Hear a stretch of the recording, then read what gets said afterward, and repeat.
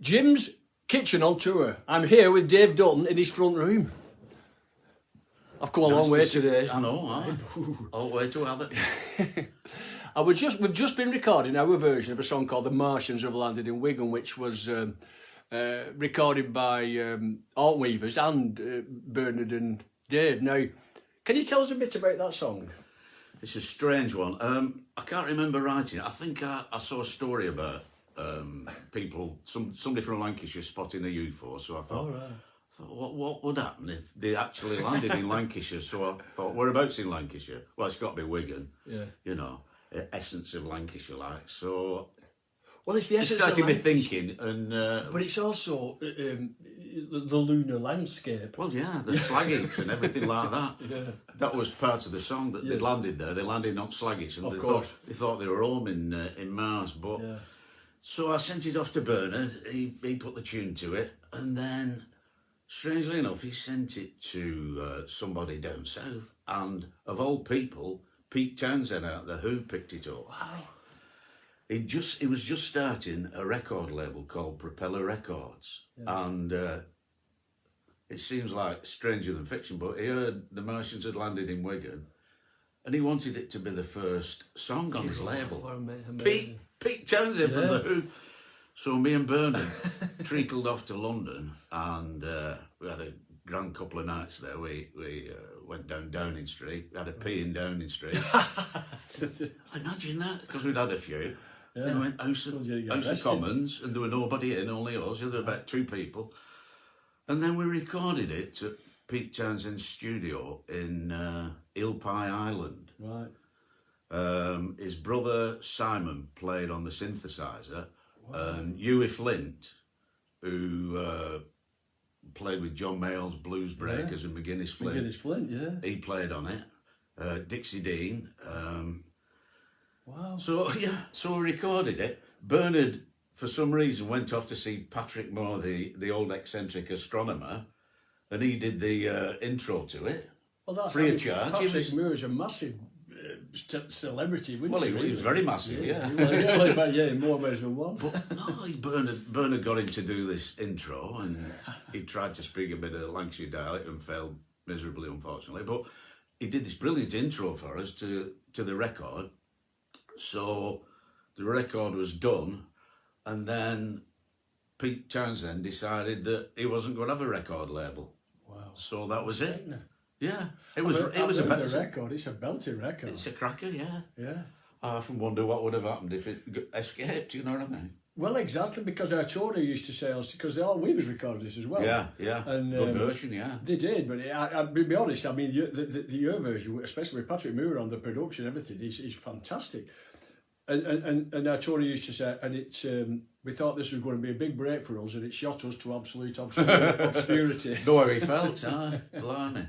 Yeah, so that's what happened with The Martians, and I'm glad we're still doing it. You know what I mean? There's so many people hear songs and go to clubs or listen to the radio, and they hear a song like Bob Williamson used to sing a song called Hollands Meat Pies. Oh yeah, and he didn't write it. Did somebody else wrote that? Les Barker.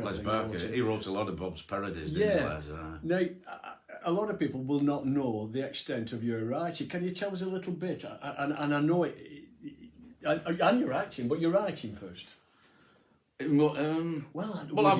been writing songs with Bernard for a long time. I did a book called Lanky Spoke Near, which is still available on Amazon. I've got it somewhere. Have you got it? I'm getting me brew. You carry on. Yeah. Lanky Spoke Near, yeah, it's become a bit of a classic, thankfully. It's a comedy guide to Lancashire dialect. That's not it, that's a different one. No, that was the follow-up, Lanky Panky. That's available on Amazon as well. It's a good one. But that's an old copy. So I sent the idea off to AMI to do an LP of it, Yeah. They came back and did a full production. We had 5-penny Piece, Gary and Vera Aspie, Bob Williamson, Bernard, me, Tony Melody, the actor, and the translations was done by Robert Dougal, who's like the main BBC newsreader at the time. Fantastic. And he was as posh as they come. Yeah. A lovely bloke, by the way, a really lovely bloke. Went for a curry with us after. And Sheila Tracy, who was off Radio 2, and they did the translations. We recorded it at Turnpike in Leigh. All right. In front of a live audience, and there's never been a night like it. It was hilarious.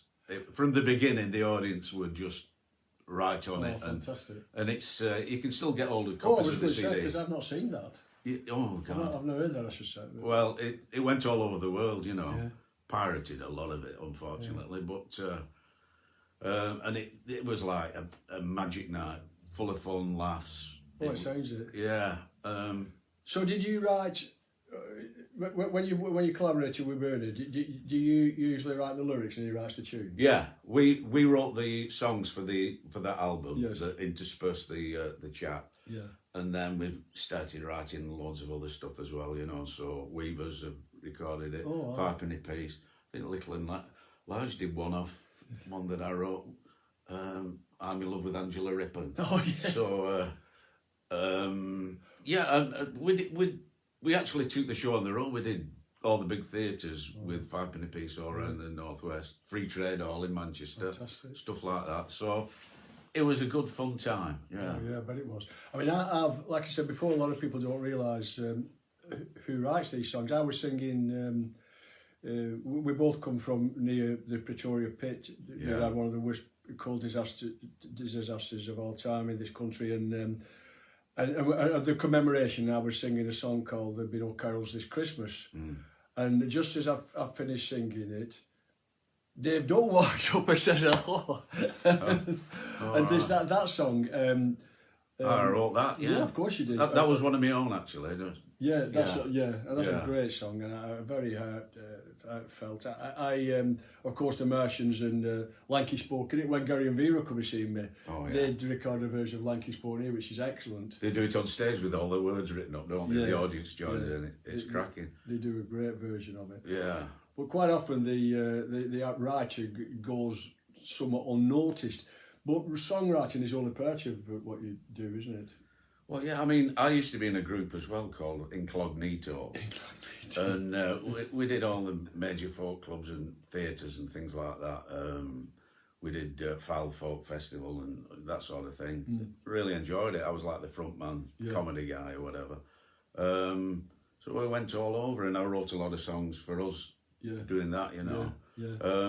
But yeah, I've done about 14 books, including Lanky Spoken here, and I also did about 4 years ago my autobiography called The 30 Bob Kid. 30 Bob Kid.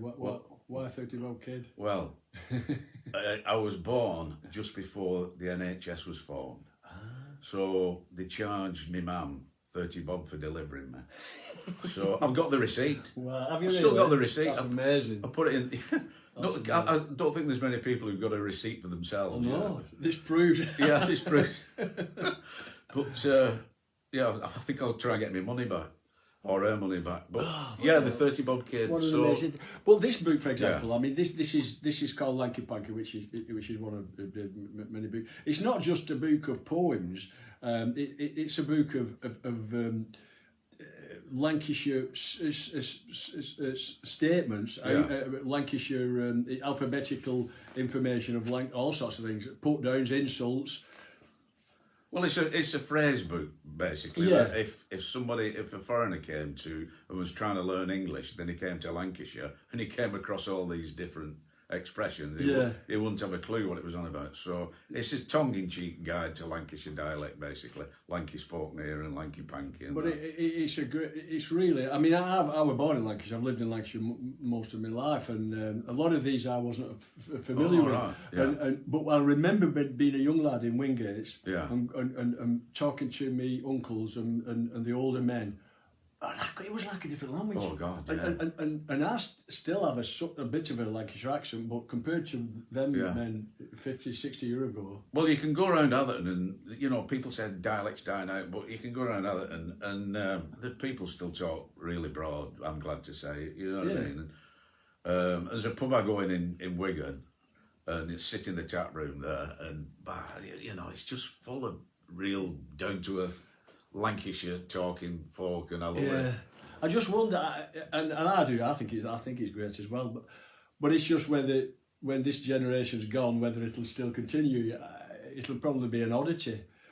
Because things have changed, haven't they? In the old days, in West Orton, most people who lived in West Orton worked in West Orton. True, yeah. They didn't work on the side of the country or get in a car. They worked at local mill or whatever. Yeah. And so it's condensed the accent, didn't it? Well, you didn't have to talk posh, so anybody could understand you. Everybody knew what everybody was saying, didn't they? So, but you still have that nucleus, and the death of Lancashire dialect's been predicted for years and years, but it's still around people. You still have the accent. I mean, I love accents. And Geordie accents, West Country accents, any sort of accent like that. See, when I worked for the the horse race totalisation board, I was in charge of all computer systems for them. Right. And when I got that job, I had to go to London a lot and stand up in front in a room full of people and speak. Yeah.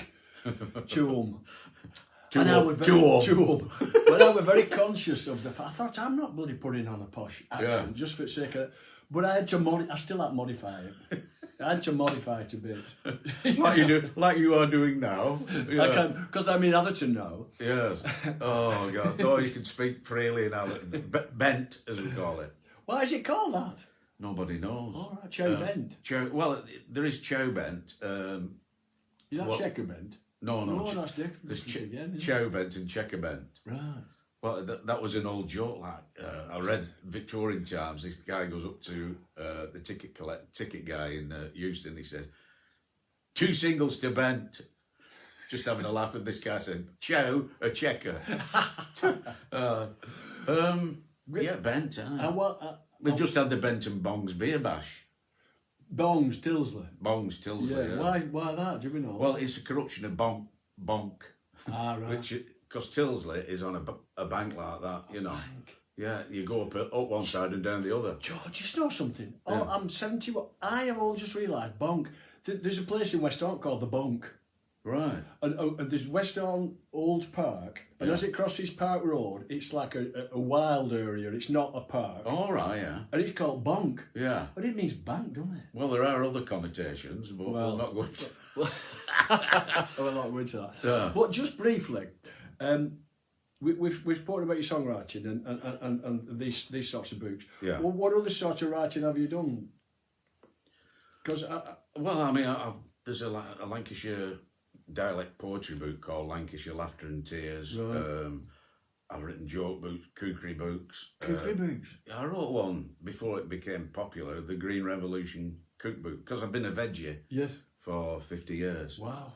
So I wrote a cookery book called the Green Revolution Cookbook, I don't know, about 35 years ago, something like that. Is that still available?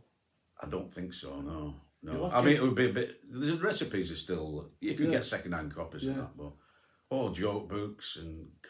God knows what. About 14 books, yeah. Amazing. And also, I mean, we'll have to have another chat because I'm going to keep this chat to about 15 minutes, I think. Okay, but I was thinking... I had no idea until I read your biography. Well, I didn't know you were an actor. I've seen you on telly. Yeah. But I had no idea the extent of the programs that you've been associated with, been in. Well, I've been fairly lucky, really. I mean, I've done 11 different speaking roles in Coronation Street, 11 different characters, 5 in Emmerdale, couple in Heartbeat. I was the first window cleaner in Brookside, but didn't get the job that what's he called, Sinbad. Oh, Sinbad. Oh. Yeah. So doctors. I've been very lucky. I've done quite a lot on telly. I started as an extra. I was doing a quiz on Radio Manchester called The Name Game, and the guy who ran it, Alec Greenhalgh, his wife had just been in Coronation Street. Right. And we went for a drink after. She says, "Have you got an agent?" I said, "Well, no." Go and see my agent, and it was at the City Varieties in Leeds. Oh yeah. So I went up. That week I was playing a bobby in Juliet Bravo. Oh. Yeah, straight in, but used as ballast in the back of a police van. You know, that sort of thing. What do you think?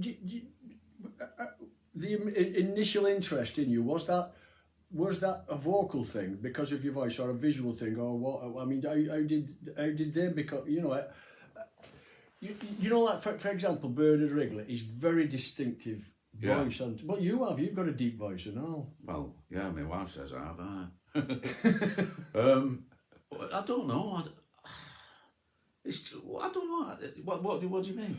Well, it's like, well, this woman said, have you got an agent? I mean, she'd only heard you talking. I suppose so, yeah.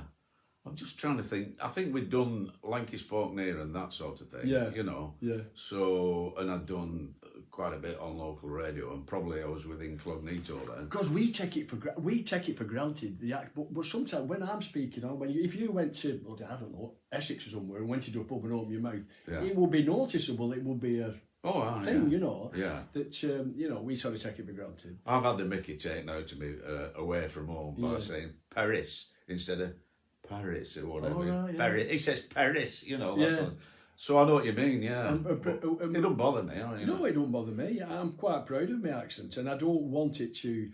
There's a temptation to get rid of it. You know, if like I said in that job, there was a temptation then, but I thought no bloody chance. We went to America about 10 years ago, and they loved it. They absolutely loved it. The women coming up to me while saying, "Do you mind if I say I love your husband's accent and all that stuff?" You know? Well, just know, my uncle John Ratcliffe, he come from Wingate. He was a mining technician. He worked in West Virginia for, I can't remember. Oh, he brilliant. worked for about 15 years in West Virginia. We were in America for 15 years. And when he came back, his accent was exactly the same as when he left. He didn't change it at all. Oh, yeah. You get people who've been there a fortnight and they're talking like John Wayne. Yeah. Right, David, it's been a pleasure talking to you. We'll have to You too, mate. Hey, belted. This thing's carrying on for a long time or so. So what'll happen next year when we do it? Yeah. We'll be a year older. Oh, he's clever, this lad, isn't he? Hey. Not as daft as I like. Okay, Goodbye. See ya.